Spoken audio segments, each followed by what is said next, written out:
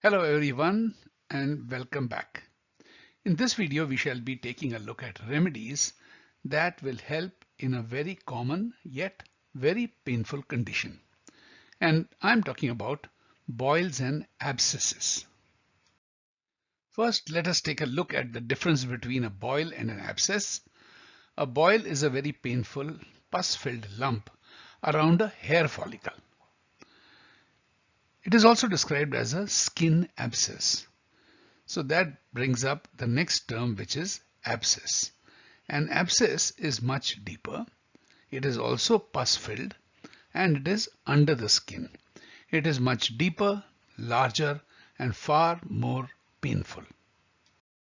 There are numerous causes for the formation of boils and abscesses, and the common ones are infection by germs, a weak immune system, poor nutrition, poor hygiene, and exposure to chemicals or harmful substances.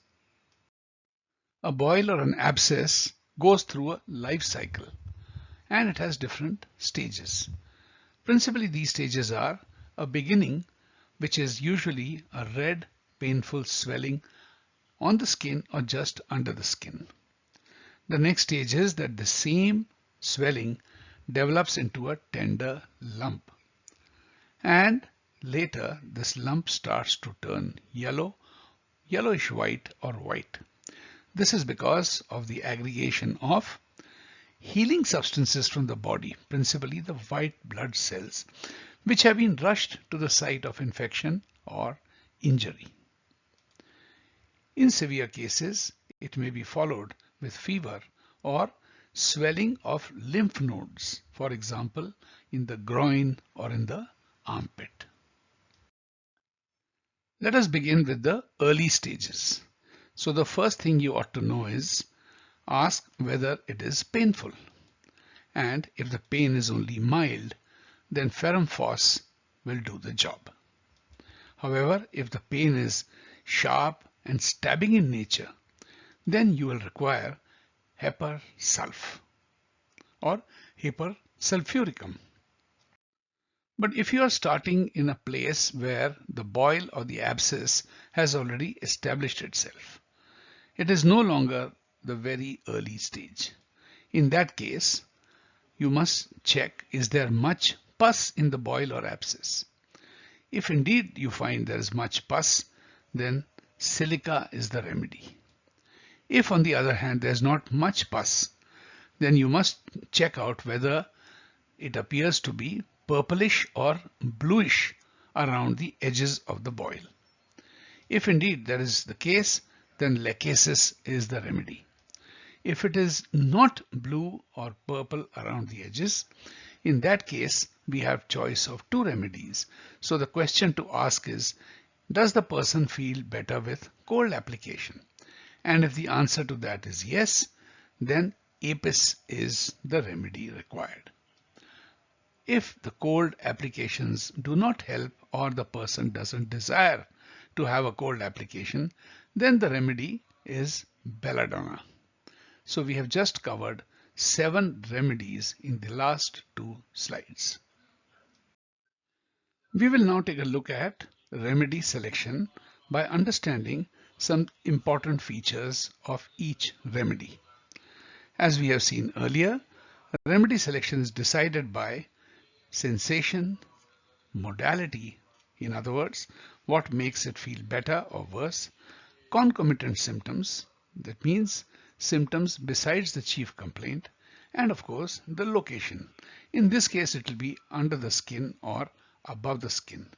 In a more advanced course we shall also look at locations from different regions of the body.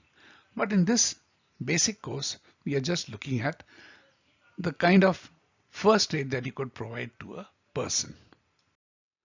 Let us now take a look at apis mellifica.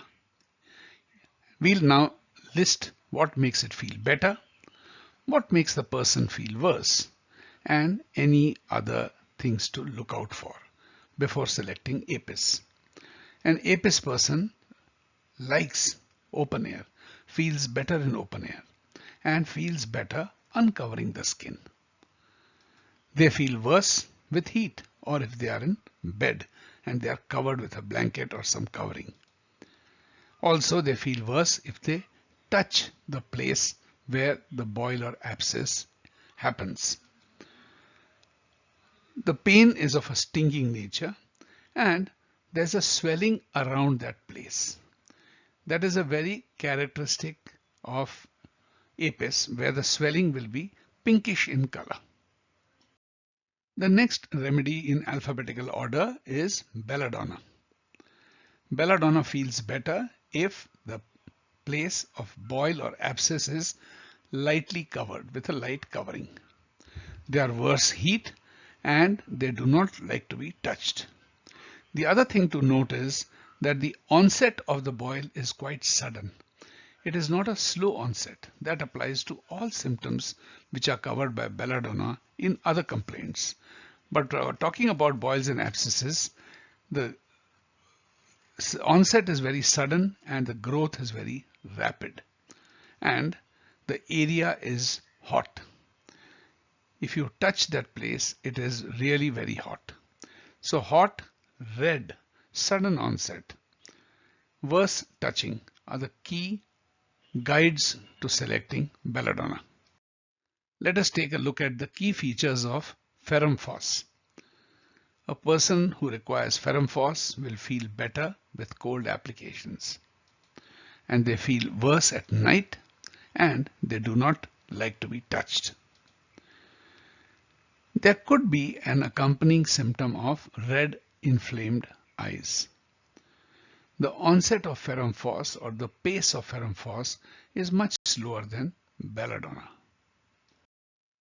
Hypersulph is better warmth, worse if it is cool, and the boil has a tendency to suppurate. Suppurate means formation of pus.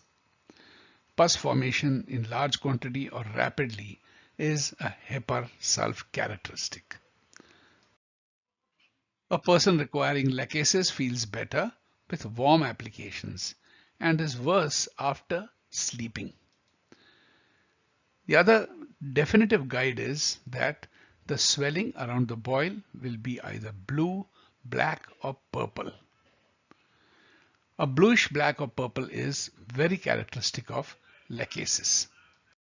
Mercurius feels better in the morning, worse in the late afternoon, and the skin may be cold and clammy, quite the opposite of what we saw in belladonna. And now for the seventh remedy, silica, which feels better, worse, and has these concomitants. It is better warmth, it is worse in the morning, and they are worse after washing. The other things that could accompany are that the eruptions are very itchy.